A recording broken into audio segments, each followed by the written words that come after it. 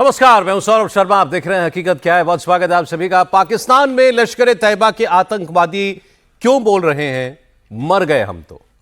लश्कर के आतंकवादी ये क्यों बोल रहे हैं कि अब बस कर दो, जंगबंदी ही रहने दो। आखिर 24 घंटों में ऐसा क्या हो गया कि पाकिस्तान के कोने कोने में हलचल तेज हो गई है। 24 घंटे में ऐसा क्या हुआ कि हाफिज सईद, मसूद अजहर, सैयद सलाउद्दीन, ज़कीउर रहमान लखवी जैसे आतंकवादियों को अपनी मौत करीब नजर आने लगी है। इसकी वजह है नरेंद्र मोदी। इसकी वजह हिंदुस्तान की अगली स्ट्राइक का डर। और इस डर से जुड़ी एक बड़ी खबर पाकिस्तान से आ रही है। रिपोर्ट्स के मुताबिक आईएसआई ने मुरीदके से लश्कर तैयबा और उसके टेरर फ्रंट टीआरएफ के टेरर बेस को दूसरी लोकेशन पर शिफ्ट कर दिया है। आईएसआई ने मसूद अजहर को भी बहावलपुर से बाहर निकालकर एक दूसरी लोकेशन पर शिफ्ट कर दिया है। मसूद अजहर कहां दिखा, हाफिज सईद के आतंकी कहां छुपे हैं, क्या मुनीर अब लश्कर तैयबा के फ्रंट और पहलगाम हमले के दोषी टीआरएफ मतलब द रेजिस्टेंस फ्रंट को दूसरे नाम से एक्टिवेट करने वाला है। इस वक्त पाकिस्तान इतना डरा डरा सहमा सहमा क्यों है। 24 घंटे के अंदर लश्कर, जैश, हिजबुल के आतंकवादियों की सिट्टी पिट्टी गुम क्यों हो गई है, देखिए इस एक्सक्लूसिव रिपोर्ट में। लोकेशन नंबर 1, घने जंगलों के बीच सजा लश्कर का मंच पर आतंकवादी नंबर 1, आतंकवादी नंबर 2, आतंकवादी नंबर 3, आतंकवादी नंबर 4, आतंकवादी नंबर 5, आतंकवादी नंबर 6, 7, 8, 9, 10, 11, 12। लोकेशन नंबर 2, जैश और लश्कर के आतंकवादियों ने लगाया टेंट। यहां भी दिखे इंडिया के मोस्ट वांटेड टेररिस्ट 1, 2, 3, 4, 5, 6। अब इसी लोकेशन का दूसरा फ्रेम देखिए। आतंकियों के नंबर काउंट कीजिए। आतंकी नंबर 7, 8, 9, 10, 11, 12, 13, 14, 15। अब सामने की ओर देखिए। 10 नहीं, 20 नहीं, 50 आतंकवादी लाइन लगाकर खड़े दिखाई दे रहे हैं। इस वक्त पाकिस्तान में लश्कर और जैश के आतंकियों की महफिल जहां जहां लग रही है, वहां वहां डर और पैनिक का माहौल है। आतंकवादियों के खेमे में डर नरेंद्र मोदी का है, पैनिक हिंदुस्तान की अगली एयर स्ट्राइक का है। पहले एक एक करके मोदी नाम के डर का सैंपल देखिए। आतंकवादियों की आवाज में छिपी कपकपाहट को महसूस कीजिए। लश्कर के आतंकवादी बोले, ओ हम मर गए, ओ हम मर गए। हाफिज के आतंकवादी कैमरे पर नरेंद्र मोदी से डर गए। इसके दर्जन भर सैंपल मिल गए। नरेंद्र मोदी के नाम का ऐसा डर आतंकवादियों को सताने लगा है। अब मारे जाने का फियर लाहौर, कराची, पेशावर, इस्लामाबाद, रावलपिंडी में भी दिखने लगा है। मोदी की अगली स्ट्राइक का डर। इंडिया का एक नंबर दुश्मन वो हाफिज सईद है। पाक उनकी हिफाजत फरमाए, पाक उनकी हिफाजत फरमाए। हम नरेंद्र मोदी की एक एक बात को गौर से सुन रहे हैं। नरेंद्र मोदी साहब, आप दोबारा फिर जंग की तरफ पलटे हैं, ये बर्बादी का रास्ता है, तो वापस पलटे हैं। हम आपसे गुजारिश करते हैं, अमन की तरफ आए। एक तरफ लश्कर तैयबा के सरगना हाफिज सईद की सिट्टी पिट्टी गुम हो रखी है, दूसरी तरफ जैश-ए मोहम्मद के सरगना मौलाना मसूद अजहर की हालत खराब हो रखी है। मसूद को डर लग रहा है कि कहीं अगला हमला उसी पर तो नहीं होने वाला है। सवाल है कि अचानक पाकिस्तान की टेरर फैक्ट्री में मौजूद टॉप टेररिस्ट को अपनी जान खतरे में क्यों दिखाई दे रही है। क्या इन सबके साथ कुछ होने वाला है, कभी भी होने वाला है। पाकिस्तान में इसे लेकर क्या कमेंट्री चल रही है। यानी लश्कर और जैश के आतंकवादी पाकिस्तान में कहीं पर भी सेफ नहीं है। पाकिस्तान में अब यह बात हर जिहादी कैंप में गूंज रही है। सवाल है कि कौन सा आतंकवादी इस वक्त कहां छिपा बैठा है। सैयद सलाहुद्दीन की लोकेशन क्या है, हाफिज सईद की लोकेशन क्या है, मसूद अजहर की लोकेशन क्या है, ज़कीउर रहमान लखवी की लोकेशन क्या है। तो चलिए पहले इसका जवाब आपको देते हैं। लश्कर चीफ हाफिज सईद लाहौर के घनी आबादी वाले जौहर टाउन में मौजूद हैं। जैश के मौलाना मसूद अजहर की लोकेशन बहावलपुर है। जकीउर रहमान लखवी की लास्ट लोकेशन इस्लामाबाद है। हिजबुल मुजाहिदीन का आतंकी सैयद सलाहुद्दीन पीओके के मुजफ्फराबाद से लेकर रावलपिंडी और इस्लामाबाद तक राउंड लगाता रहता है। कुछ दिन पहले ही हाफिज सईद की नई तस्वीर सामने आई थी। वो उस वक्त लाहौर में ही मौजूद था। उससे पहले लश्कर के ही जकीउर रहमान लखवी की इमेज आई थी, जिसमें वो बॉडी बिल्डर की तरह दिख रहा था। इस्लामाबाद में खुल्लम खुल्ला वर्जिश करता दिखा था। मगर अब अचानक से इनकी लोकेशन शिफ्ट किए जाने की खबर पाकिस्तान से आ रही है। इंटेलिजेंस रिपोर्ट के आधार पर पता चला है कि कुछ दिन पहले मसूद अजहर बहावलपुर से 1000 किलोमीटर दूर पीओके के गिलगित बाल्टिस्तान में देखा गया है। मसूद अजहर जिस एग्जैक्ट लोकेशन पर मौजूद था उसका नाम है स्कार्दू। जिस इलाके में मसूद को देखा गया वहां 2 मस्जिद, जैश से जुड़े मदरसे और कई गेस्ट हाउस मौजूद हैं। आईएसआई ने मसूद अजहर को पहली बार बहावलपुर से शिफ्ट नहीं किया है। 2019 में बालाकोट में हुई इंडियन एयर स्ट्राइक के बाद आईएसआई ने मसूद को पेशावर में शिफ्ट कर दिया था और जैश का आतंकी पीओके में सीक्रेट लोकेशन पर देखा गया है, क्योंकि आईएसआई को इसके असैसिनेशन का डर सता रहा है। अब लश्कर तैयबा की बात करते हैं। ये तस्वीरें मुरीदके में लश्कर के मरकज तैयबा टेरर कैंप की हैं। तस्वीरें कुछ दिनों पहले ही आई हैं। रिपोर्ट्स के मुताबिक भारत के ऑपरेशन सिंदूर के बाद तबाह हुए इस टेरर कैंप को आईएसआई ने दोबारा एक्टिवेट कर दिया है। मगर अब इस कैंप से जुड़ी एक चौंका देने वाली जानकारी सामने आई है। कुछ घंटों पहले ही अमेरिका ने लश्कर के टेरर फ्रंट टीआरएफ को आतंकवादी संगठन डिक्लेयर कर दिया है। और अब खबर आ रही है कि आईएसआई ने मुरीदके से लश्कर और टीआरएफ के टेरर बेस को 400 किलोमीटर दूर बहावलपुर में शिफ्ट कर दिया है। एक और इनपुट के आधार पर कहा जा रहा है कि मुरीदके से लश्कर तैयबा के टेरर हेडक्वार्टर को पाकिस्तान के पंजाब प्रांत के झंग में शिफ्ट किया गया है। रिपोर्ट्स के मुताबिक पाकिस्तान की सरकार ने झंग में लश्कर के आतंकवादियों के लिए 105 एकड़ से ज्यादा की जमीन भी अलॉट कर दी है। यानी पाकिस्तान की फौज और वहां का आर्मी चीफ अब ना सिर्फ हाफिज और मसूद को सिक्योरिटी दे रही है, बल्कि उनकी शिफ्टिंग में भी मदद कर रही है। यह पूरा घटनाक्रम 24 घंटे में देखने को मिला है। इसका मतलब यही है कि टीआरएफ को अमेरिका ने जैसे ही टेरर ऑर्गेनाइजेशन डिक्लेयर किया, मुरीद को अंदेशा हो गया कि कुछ बड़ा होने का खतरा है।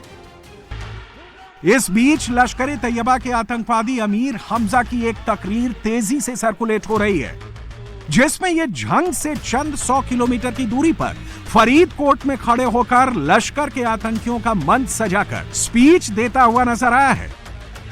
एक दूसरे वीडियो में यह मोदी से जान बख्श देने की भीख मांगता भी नजर आया है और तीसरे वीडियो में भारत को हमले की गीदड़ भभकी देता दिखाई दिया है। सेम टू सेम यही पैटर्न लश्कर और जैश के आतंकियों के हर वीडियो में दिखाई दे रहा है। तो क्या आतंकवादियों को नई लोकेशन पर शिफ्ट करते ही मुनीर ने उन्हें टेरर अटैक की नई प्लानिंग, नई प्लॉटिंग करने का ऑर्डर दे दिया है? मसलन इस तस्वीर को देखिए। लश्कर के इस मंच पर दर्जन भर से ज्यादा आतंकी खड़े हैं। लश्कर तैयबा के आतंकवादियों की ये क्लोज डोर मीटिंग्स दिन के उजाले में भी हो रही हैं, रात के अंधेरे में भी हो रही हैं और हर जगह भारत के खिलाफ जिहाद वाली बातें ही की जा रही हैं। ये हमारी खुशनसीबी है, ये खुशकिस्मती है। अल्लाह ने हमें इस जमात का हिस्सा बनाया और अल्लाह के इस फजल पे अपने रब का शुक्र अदा करे और इस बात का आज़म करे कि हालात जैसे भी होंगे इंशाअल्लाह गलबा इस्लाम के लिए हम आगे बढ़ते रहेंगे। माल भी पेश करेंगे, जाने भी पेश करेंगे। अल्लाह की कसम, ये वो जमात है जो हिकमत और बसीरत के साथ आगे बढ़ रही है। आज भी वक़्त के फिरौन और वक़्त के नमरूद लड़ते हैं तो इस जमात से लड़ते हैं, इस जमात की वजह से परेशान है। भाइयों, ये दावत तो जिहाद का सफर है। इस सफर को इंशाअल्लाह हमने जारी और सारी रखना है। लश्कर का एक और आतंकवादी राणा मोहम्मद अशफाक इन दिनों सुपर एक्टिव है। वो जगह जगह जाकर राउंड लगा रहा है, लश्कर के टेररिस्ट के साथ मिलकर कुछ तो बड़ा प्लान कर रहा है और ये उसकी बातों से पता चल रहा है। लश्कर, जैश, हिजबुल के सारे आतंकवादियों को डायरेक्ट ऑर्डर मुनीर दे रहा है और मुनीर के ऑर्डर को आतंकवादियों तक पहुंचाने में सबसे बड़ा रोल आईएसआई का चीफ आसिम मलिक प्ले कर रहा है, जिसे लेकर अब पाकिस्तान के फॉर्मर मेजर आदिल रजा ने नया खुलासा किया है। आदिल रजा के मुताबिक आसिम मलिक को पाकिस्तान का आर्मी चीफ बनना है, इसलिए वो अगस्त के महीने में दिल्ली और मुंबई जैसे शहरों में टेरर अटैक प्लान कर रहा है। आदिल रजा की बातों में दम तो दिखता है, क्योंकि ऑपरेशन सिंदूर के बाद पाकिस्तान ने अपने आतंकवादियों को एक बार फिर बिल से बाहर निकाल दिया है। एलओसी के करीब कई टेरर कैंप्स को या तो एक्टिवेट किया गया है या फिर जिन्हें दूसरी लोकेशन पर शिफ्ट किया गया है, वहां भी आतंकवादियों की मूवमेंट बढ़ा दी गई है। इसके सबूत एक एक करके कैमरे पर आ गए हैं। जैश, लश्कर, हिजबुल के कई आतंकी दिख गए हैं और ये सीधे सीधे पाकिस्तान के लिए खतरे की घंटी है, क्योंकि अब की बार मोदी इन आतंकवादियों को छोड़ने वाले नहीं हैं, फुल एंड फाइनल हिसाब करने वाले हैं और इसका डर अभी से पूरे पाकिस्तान में दिखने लगा है। सनातन पर फिर तनातनी हो गई है। एक और बाबा बागेश्वर हैं, दूसरी तरफ अखिलेश यादव। अखिलेश यादव ने बूथ के जरिए भूत उतारने की थ्योरी लॉन्च की। बाबा बागेश्वर ने यादव जी, निषाद जी, कुर्मी, कुशवाहा सभी को जोड़कर नई थ्योरी बनाई। दरअसल अखिलेश चाहते हैं कि 27 में यादव जी, कुर्मी, कुशवाहा, निषाद सब बूथ पर आएं, मुसलमान भी आएं, सब मिलकर वोट करें और सरकार बनाएं। लेकिन बाबा बागेश्वर चाहते हैं कि यादव बूथ तक तो आए, लेकिन वोट हिंदू बनकर डालें। निषाद किसी भी पार्टी का झंडा लेकर आए, लेकिन वोट हिंदू बनकर दें। 27 में बाबा की थ्योरी कितना असर दिखाएगी? क्या हिंदू जाति में बंट जाएगा? क्या हिंदू बनकर अपनी ताकत दिखाएगा? देखिए ये रिपोर्ट। और हमारे ही अपने हमें गाली बकते, हमारे अपने बड़े बड़े, अब समझ जाओ, नाम नहीं लेंगे। बाबा बागेश्वर का इशारा किस ओर है? हमारे ही बड़े बड़े एक दो ऐसे बड़े बड़े हैं कि वो 2 दिन के अंदर हमारे ऊपर बोल डालें, तब तक उनकी पेट की रोटी नहीं बचती। बाबा बागेश्वर को दिन रात गाली देने वाले बड़े लोग कौन हैं? हमारे हिंदू धर्म को जितना हमारे ही कुछ हिंदुओं से खतरा है, उतना मुसलमान और ईसाइयों से भी खतरा नहीं। हिंदुत्व के लिए बाबा किसे सबसे बड़ा खतरा बता रहे हैं? बाबा बागेश्वर ने ना किसी का नाम लिया, ना किसी का जिक्र किया, लेकिन हिंदुओं को गाली देने की पूरी लिस्ट बता दी। बाबा को गाली कौन देता है? हिंदुत्व के खिलाफ कौन काम कर रहा है? पूरी दुनिया के हिंदू एक हो जाओ, बाबा ये बार बार क्यों कह रहे हैं? सब बताएंगे। पहले अखिलेश यादव के एक ट्वीट का हर शब्द ध्यान से पढ़िए। अखिलेश का इशारा सीधे सीधे योगी की तरफ है और इसकी वजह क्या है, सुन लीजिए। मैंने कहा लाठी मार करके बाहर करो इनको, क्योंकि ये लातों के भूत हैं, बातों से मानेंगे नहीं। अखिलेश ने बूथ का जिक्र किया, भूत का जिक्र किया, लेकिन अखिलेश ने यह नहीं बताया कि योगी मुहर्रम पर बोल रहे थे, यह भी नहीं बताया कि बाबा कांवड़ पर बोले, जातियों के बीच फैलाए जा रहे जहर पर भी बोले। मुहर्रम का आयोजन हुआ, हमने एक व्यवस्था बना दी कि भाई देखो, आप ताजिया की हाइट इससे ज्यादा मत करना, इससे ज्यादा करेंगे तो देखिए फिर आप मांग करेंगे कि पेड़ की टहनी काटो, किसी के घर के छज्जे को काटो, कहीं हाई टेंशन के तार को हटाओ। अब एक आयोजन के लिए हम हाई टेंशन तार हटाएं, एक बड़े तबके के लिए, गांव के लिए या शहर के लिए बिजली बाधित कर दें, तो ये तो उन लोगों के साथ अन्याय है भाई, जो बिजली बिल का भुगतान कर रहे हैं। आप बिना बिल का भुगतान किए, बिना सड़क का चार्ज दिए आप अपनी यात्रा निकालना चाहते हैं और आप इसके लिए जो है चाहते हैं हो जाए, या किसी का घर किसी ने मेहनत करके अपने घर को बनाया, आप उसके बर्जे को तोड़वा रहे हैं। हमने कहा ये नहीं होगा। जौनपुर में जबरदस्ती उन्होंने बड़ा ताजिया उठाया और हुआ क्या, वो हाई टेंशन की चपेट में आया, 3 लोग मर गए। बाद में उन्होंने रास्ता जाम किया तो पुलिस ने कहा क्या करें, मैंने कहा लाठी मार करके बाहर करो इनको, क्योंकि ये लातों के भूत हैं, बातों से मानेंगे नहीं। जब हमने कहा था कि हाई टेंशन तार की चपेट में आ सकते हो, इससे ऊंचा मत करना, अपने इन्होंने किया है, आप कार्रवाई कर दो इनके खिलाफ। योगी के बयान को अखिलेश यादव सीधे बूथ तक ले गए। अखिलेश कह रहे हैं कि 27 में मुसलमान बूथ पर आ गया तो योगी को हरा देंगे, सरकार बना देंगे। लेकिन यह बात इतनी सीधी नहीं है। अखिलेश का इशारा कुछ और ही है। यूपी में 19% मुसलमान हैं। यूपी में मुसलमान वोट का पावर इतना नहीं है कि वो अकेले दम पर सत्ता डिसाइड कर दे। मुसलमान वोट में दूसरी जाति नहीं जुड़ेगी, तब तक बात वहां तक नहीं पहुंचेगी जहां तक अखिलेश बता रहे हैं। जाति नहीं जुड़ेगी, तब तक बात वहां तक नहीं पहुंचेगी कि कोई बूथ के जरिए किसी का भूत उतार दे। यूपी में 19% मुसलमान हैं। जब तक इसमें 11% यादव का वोट ऐड ना हो, 7% कुर्मी कोयरी का वोट ना जुड़े, 12% जाटों का वोट ऐड ना हो, अलग अलग जातियों का वोट ना जुड़े, तब तक बात नहीं बनेगी। इसलिए अखिलेश जातियों का नया सियासी बुके तैयार कर रहे हैं। इसलिए अखिलेश अब हर किसी से उसका सरनेम पहले पूछते हैं। कथावाचकों में भी ब्राह्मण यादव ढूंढते हैं। हिंदुओं से हटकर समाजवादी कांवड़ अलग से निकालते हैं। अगर 27 के दंगल में हिंदू जाति में नहीं बटेगा तो अखिलेश का काम नहीं बनेगा। अगर यादव, कुर्मी, कोयरी हिंदू बनकर वोट डालने निकलेगा तो अखिलेश का काम बिल्कुल नहीं बनेगा। इसलिए अखिलेश पहले से ही अपनी थ्योरी सेट कर रहे हैं। गर्व से कहते हैं हम हिंदुत्ववादी हैं। लेकिन अखिलेश यादव की थ्योरी जहां से खत्म होती है, वहीं से बाबा बागेश्वर की थ्योरी शुरू हो जाती है। बागेश्वर बाबा की थ्योरी नंबर 1 है तनातनी वर्सेस सनातनी। अपने बच्चों को बचाओ, अपनी संस्कृति को बचाओ, उनको सनातनी बनाओ। और बच्चे सनातनी पक्के तब बनेंगे जब माँ बाप तनातनी नहीं सनातनी बनेंगे। ब्रिटेन के हिंदुओं के बीच बाबा बागेश्वर ने एक बार नहीं, कई बार तनातनी और सनातनी का जिक्र किया।